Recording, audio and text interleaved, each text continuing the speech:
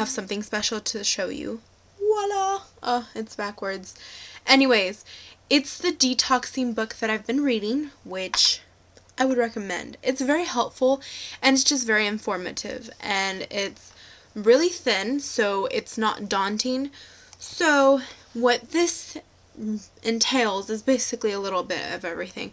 It says why detoxing is beneficial and why one should detox of all the bad foods and toxins that are in our body before we start not losing weight, but just getting on the healthy track, and the way that you eat, and just in general the way that you live.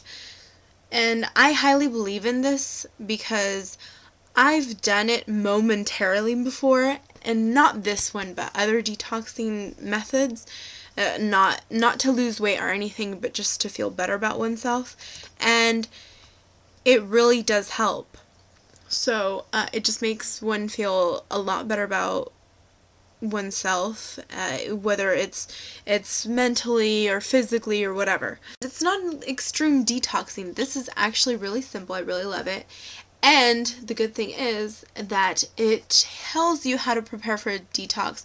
It gives you like a whole chart of things, like a grocery list of things that you should buy, the kinds of things like I think I mentioned before, it tells you what kinds of grains you should or should not buy, and what fruits, etc. And it says what you should do. It says no alcohol, what you should have for breakfast, and what kinds of products, not brands or anything, but what kinds of things, and why it's beneficial for you. And it also says why, for example, cow's milk is bad for you. And I don't like cow milk. I don't. But I make myself have skim because it has less points. Anyways, so it tells you also, like, the superfoods. And I wish you guys could see this because it's really helpful, and right now you guys are just seeing it backwards, so probably don't even care. It tells you a grocery list, like I said before, and it even gives you like a 3-week meal plan. Like, it says what you should have for breakfast, for lunch, for dinner, and it also has recipes as to how you're supposed to prepare them, and they're really simple. They're not like gross or anything. I've done the breakfast. I'm like slowly getting into it. And I don't have absolutely every ingredient, but I've bought like a lot of stuff from the grocery list. And it even says like in general how you should plan your whole entire day, like just so that you feel better about yourself, and not just detoxing, but you should just have a moment to clear your mind, clear your head, and I think that's really great. And what time you should eat your dinner or supper. And by what time would be a good time for you to go to bed after your dinner or supper. And how many glasses of water, which most of you guys already know that. And yeah, and it's always good to have a massage. That's what it says, so I really go for that.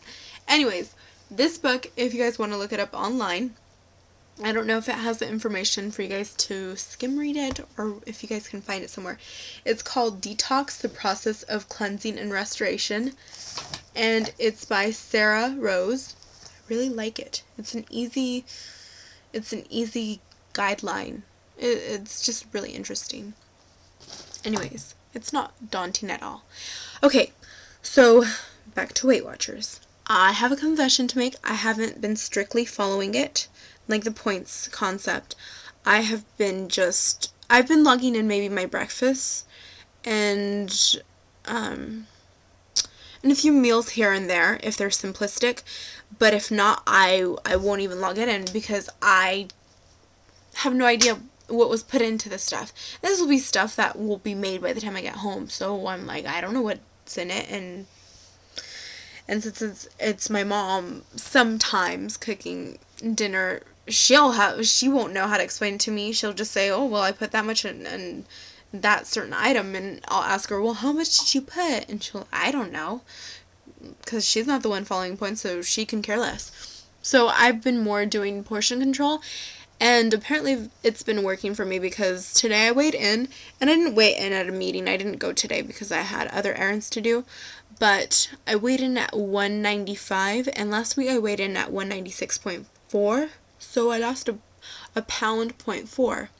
So that's really great. I'm happy. I'm excited. I swear to you, ever since I've been reading that book, and I'm not trying to go nutso on you guys, like, read the book, but it's really, really interesting. Ever since I've been reading it, since I was having the whole, like,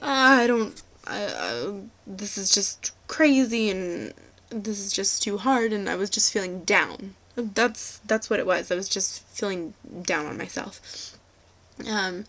I've felt better. I've accepted whatever loss that comes my way, and ever since then, I kid you not, I have been losing more weight. So there is truth over the whole mind over matter thing, because your head is always going to be the one that's going to mess you up. You are your own worst enemy and your own best friend. If anything, you can block yourself from doing the good things that are beneficial for your life, or you can help yourself to do them. So I am now helping myself push forward and really succeed, along with the help of you guys, of course. Your support really means a lot to me.